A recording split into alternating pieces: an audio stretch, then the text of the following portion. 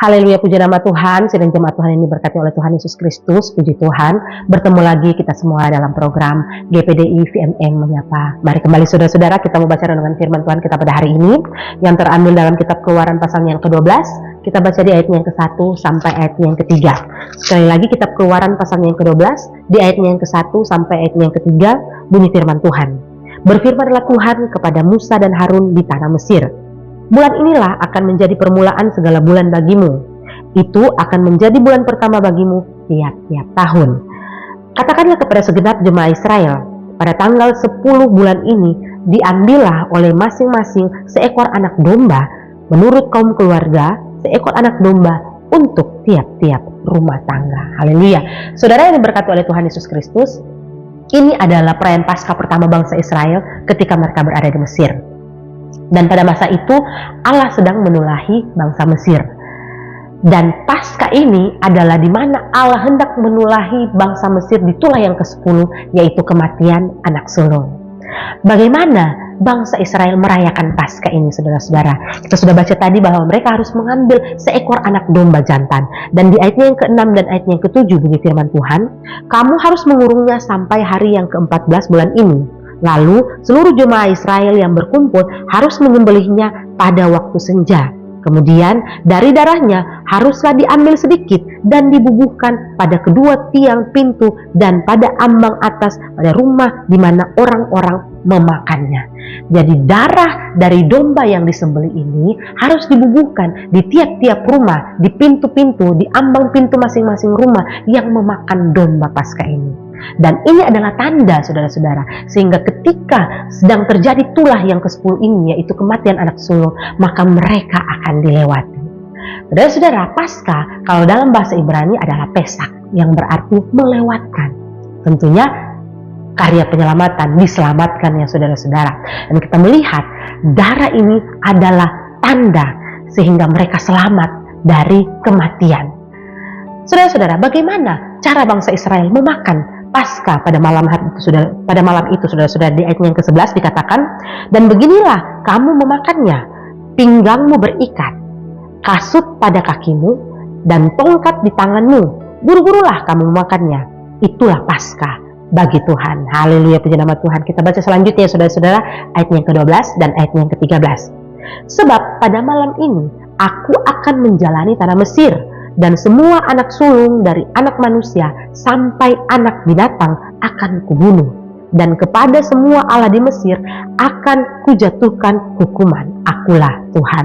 Ayat yang ke-13, saudara-saudara. Dan darah itu, sekali lagi, dan darah itu menjadi tanda bagimu pada rumah-rumah di mana kamu tinggal.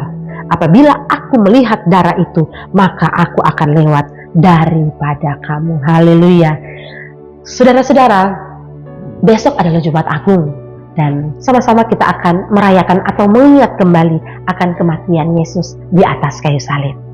Dari apa yang kita pelajari dan kita baca saat ini tentang perayaan Paskah bangsa Israel, kita dapat mengambil satu kesimpulan bahwa ini adalah tentang Yesus yang mati di atas kayu salib, saudara-saudara. Amin. Kematian Paskah pertama bangsa Israel ini adalah tentang kematian Yesus.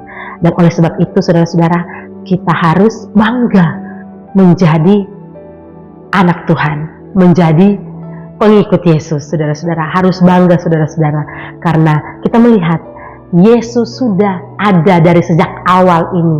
Karya penyelamatan Yesus sudah ada dari sejak awal ini, saudara-saudara.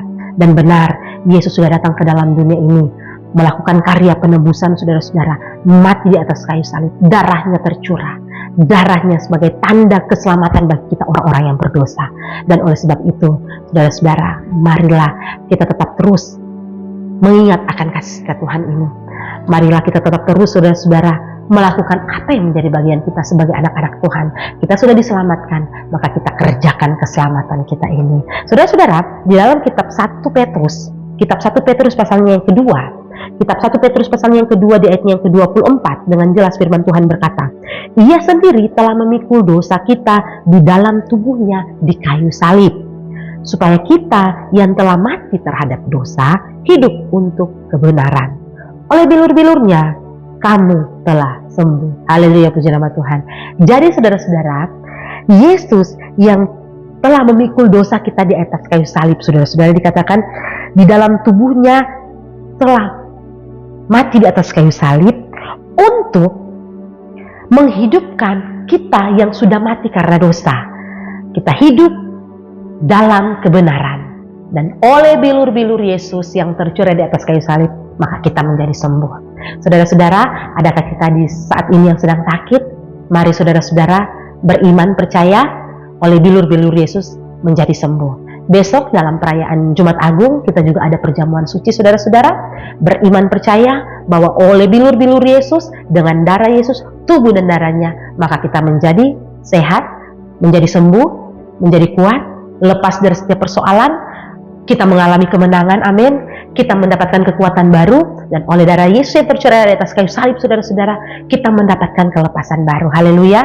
Dan oleh sebab itu, saya ingin mengajak kepada kita semua, mari besok bersama-sama kita berbondong-bondong datang beribadah, mengingat akan kematian Yesus di atas kayu salib, karya penyelamatan yang dilakukannya bagi kita orang-orang berdosa, agar supaya kita hidup di dalam kebenaran. Amin. Puji nama Tuhan. Demikian renungan firman Tuhan kita saat ini. Mari kita berdoa. Terima kasih ya Tuhan buat firman-Mu yang kembali menguatkan kami saat ini. Biar kami tetap terus mengingat akan kebaikan-Mu, akan karya penyelamatan-Mu dalam hidup kami. Karena kami tahu ya Tuhan, hanya oleh bilur-bilur-Mu maka kami pun menjadi sembuh. Kami mau bahas seluruh sidang jemaat Tuhan GPDI Film Lagi Mas dimanapun berada ya Tuhan. Mari Tuhan Engkau memulihkan yang saat ini sedang dalam pergumulan, senantiasa buka jalan yang saat ini sedang dalam kondisi tertutup jalan. Tuhan Yesus sembuhkan bagi sidang jemaat Tuhan yang sedang sakit. Terima kasih ya Tuhan, terima kasih. Kami mengucap syukur selesai dalam renungan firman Tuhan saat ini. Dalam nama Tuhan Yesus Kristus. Haleluya, puji Tuhan. Amin. Puji nama Tuhan. Tuhan Yesus memberkati.